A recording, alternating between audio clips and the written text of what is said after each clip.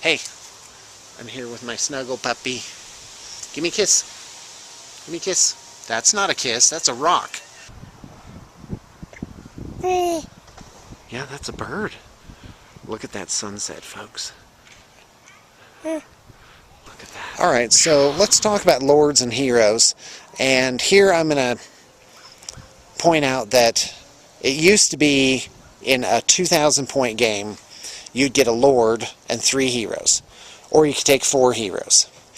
Now, not so. You get up to 25% of your allotment in lords, regardless of army size.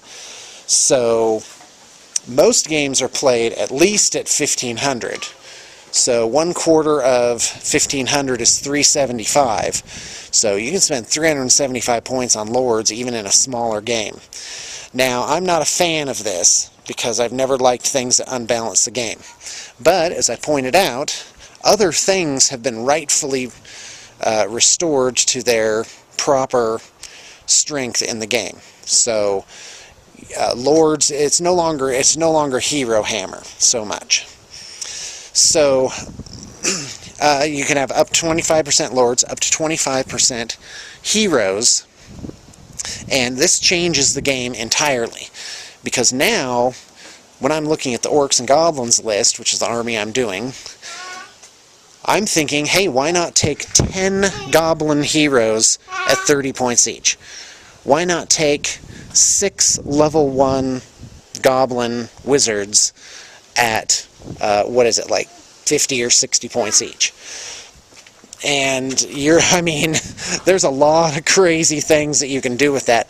And you can fill out these hammer fist blocks of infantry with these heroes and give them really a significant amount of extra hitting power.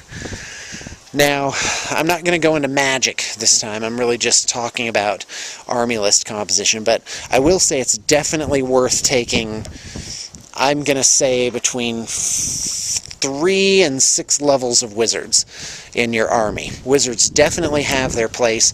They're not all they're not so powerful that it's like you can't get along without them, but they are definitely very good.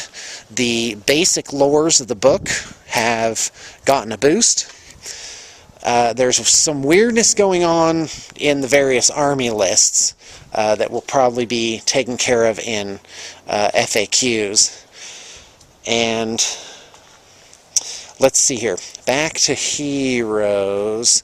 So that's something to consider. It also helps you build your army. You have less figures to put in. Well, I guess you have to make your giant blocks of infantry bigger, but you can bulk out your points rather cheaply by putting in a lot of the heroes. In fact, those of you that have been paying attention, you notice that you can have up to 50% of your points in characters, and that certainly didn't used to be the case.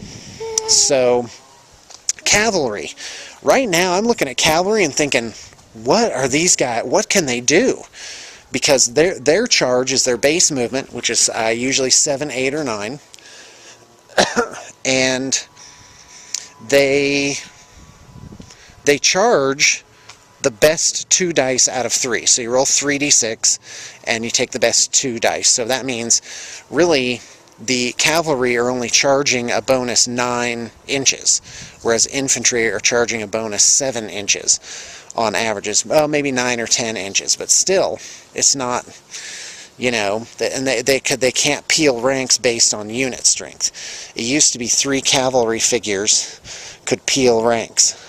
So I'm sure cavalry have some kind of balance to them. I'm just not sure what it is. I know great weapons now are +2 on the strength instead of +1 if they're on a mounted figure, but that really only applies to very few units. So what I'm looking at now is, at least with orcs and goblins, is some cheap cavalry. Like, take spider riders and run them 15 per unit. But, you're really looking at quite an investment just to try and get that flank, when that really might not be the best way to go. Because if you peel ranks, you're only getting 2 or 3 to your bonus. So in a way, a cavalry might just plain contribute just by killing things. Alright, let's talk about big creatures. So yeah, troll, ogre, 40mm types now get a few advantages. One is 3 wide is a rank. That's not such a big deal because those creatures are usually so expensive you're not running them, you know, 9 to a unit. The other thing is that they can get their full attacks from the 2nd rank. So that's good, but again, I mean, really, are you going to run them in giant units? Well, the answer is maybe you will now, because of the limited frontage in your deployment zone. Now, this gets me to fast cav. Evidently, just a parenthetical here. Fast cav get a scout move.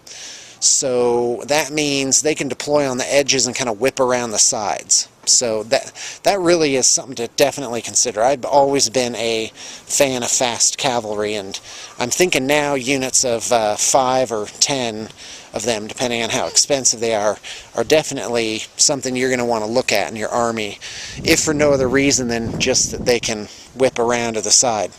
By the way, I'm really sorry if there's a lot of wind static here. I got kind of a breeze going by, and hopefully it's broken up a little bit by the cars in the driveway. Alright, so where was I? Oh yeah, big guys. Now big guys also get, at the bottom of the round, I think at Initiative 1, they get 1 stomp attack, and it's a strength, whatever they are, hit. Now that's significant because this isn't an attack, a bonus attack, it's a bonus hit. So that's really, in the most cases, like giving them 2 extra attacks. And wow, that is definitely a big deal, especially in a game where killing things is now the main feature. So there's that. Monstrous creatures like Shaggoths and giants and whatnot, they get a D6 stomp attacks, and that is significant. I mean, that's really, you're talking impact hits here, a chariot hit every turn. Speaking of which, chariots, as far as I can tell, have really lost out on this edition. They don't get destroyed automatically by strength 7 hits anymore, but they definitely, I don't know, aren't the big fearsome thing that they used to be. Because it used to be you could charge in with a couple chariots, you could peel ranks, and you really could plow through. Like a block of infantry should be worried about 2 chariots. Now they're going to take casualties, but then they're going to hit back at full strength and at an extra rank. So, yikes. Yikes for chariots. So I'm hoping, once I actually get the rule book, that I'm going to see some good news for cavalry and chariots in there. Alright, another winner, or not so much a winner, but something that is now brought back into the game. And I'm sure a lot of people for 8th edition are thinking, oh, wow, they've ruined my favorite unit. And boy, that is true, and there is cause to cry in some cases. However, a marvelous thing is that it's opened up other possibilities. For example, Frenzy isn't such a deal killer now. Frenzy is good.